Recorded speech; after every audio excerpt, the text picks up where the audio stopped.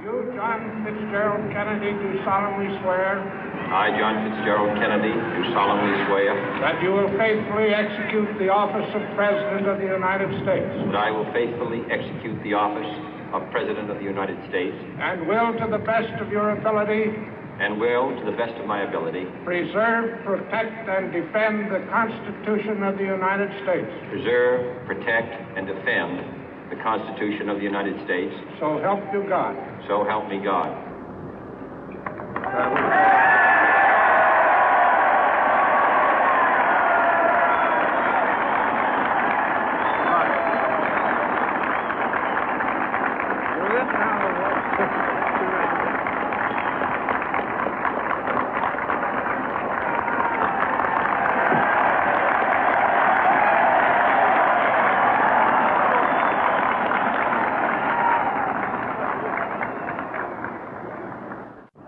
Vice President Johnson, Mr. Speaker, Mr. Chief Justice, President Eisenhower, Vice President Nixon, President Truman, Reverend clergy, fellow citizens. We observe today not a victory of party, but a celebration of freedom, symbolizing an end as well as a beginning, signifying renewal as well as change. For I have sworn before you and Almighty God the same solemn oath our forebears prescribed nearly a century and 3/4 ago.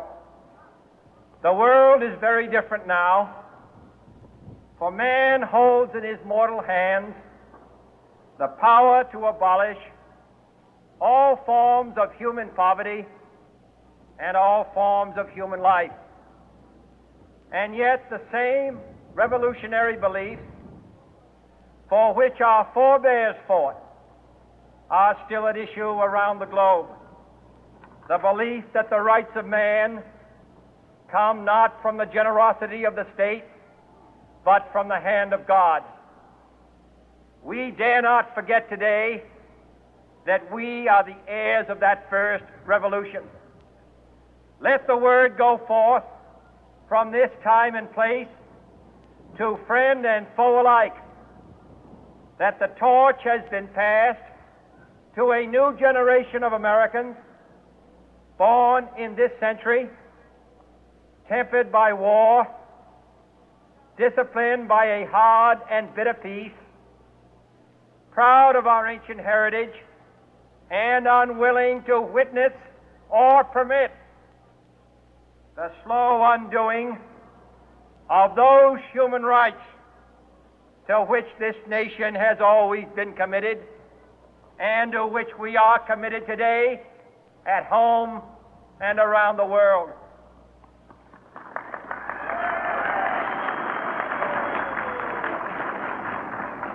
Let every nation know, whether it wishes us well or ill, that we shall pay any price, bear any burden, meet any hardship, support any friend, oppose any foe to assure the survival and the success of liberty.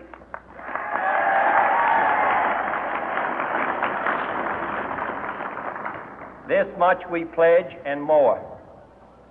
To those old allies whose cultural and spiritual origins we share, we pledge the loyalty of faithful friends.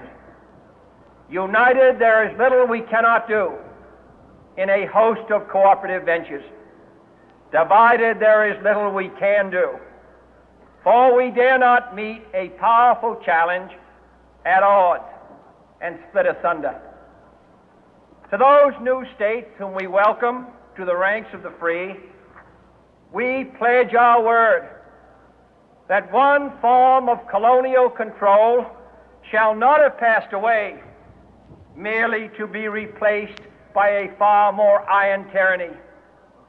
We shall not always expect to find them supporting our view, but we shall always hope to find them strongly supporting their own freedom, and to remember that in the past, those who foolishly sought power by riding the back of the tiger ended up inside.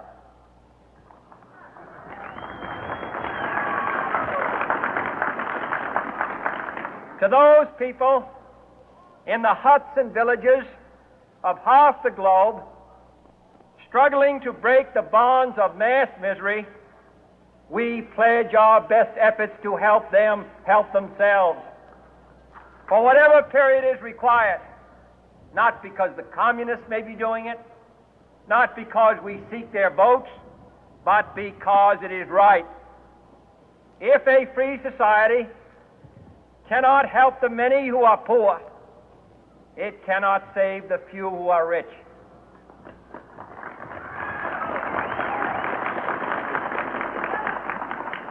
To our sister republics south of our border, we offer a special pledge to convert our good words into good deeds, in a new alliance for progress, to assist free men and free governments in casting off the chains of poverty. But this peaceful revolution of hope cannot become the prey of hostile powers. Let all our neighbors know that we shall join with them to oppose aggression or subversion anywhere in the Americas. And let every other power know that this hemisphere intends to remain the master of its own house.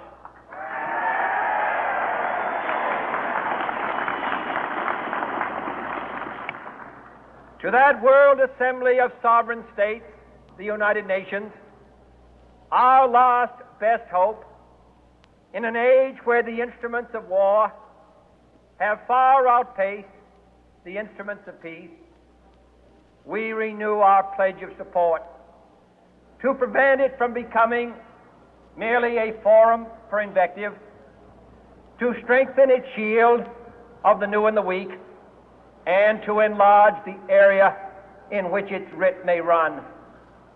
Finally, to those nations who would make themselves our adversary, we offer not a pledge, but a request that both sides begin anew the quest for peace. Before the dark powers of destruction, unleashed by science, engulf all humanity in planned or accidental self-destruction, we dare not tempt them with weakness, for only when our arms are sufficient beyond doubt can we be certain beyond doubt that they will never be employed.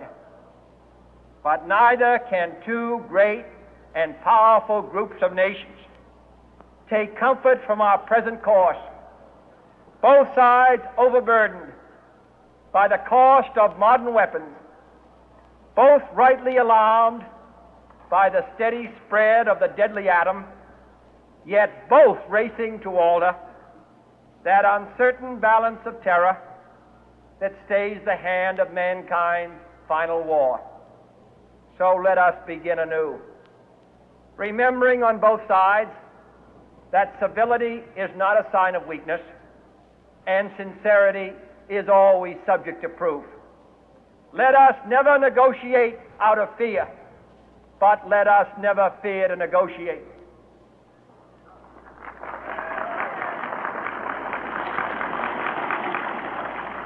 Let both sides explore what problems unite us, instead of belaboring those problems which divide us.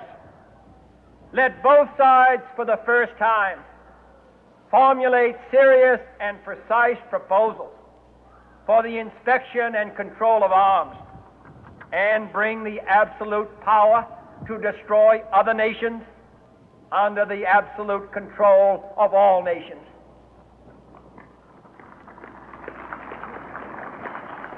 Let both sides seek to invoke the wonders of science instead of its terrors.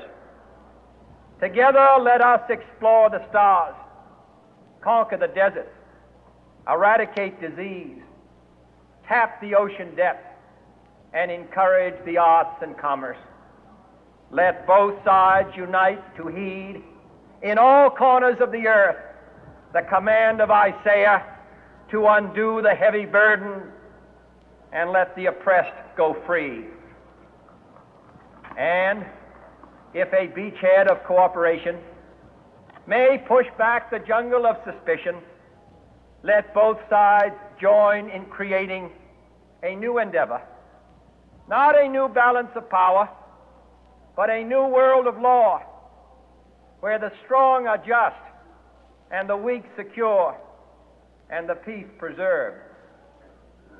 All this will not be finished in the first 100 days, nor will it be finished in the first 1,000 days, nor in the life of this administration, nor even perhaps in our lifetime on this planet.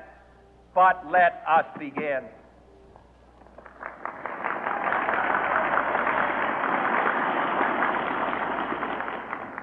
In your hands, my fellow citizens, more than mine, will rest the final success or failure of our course.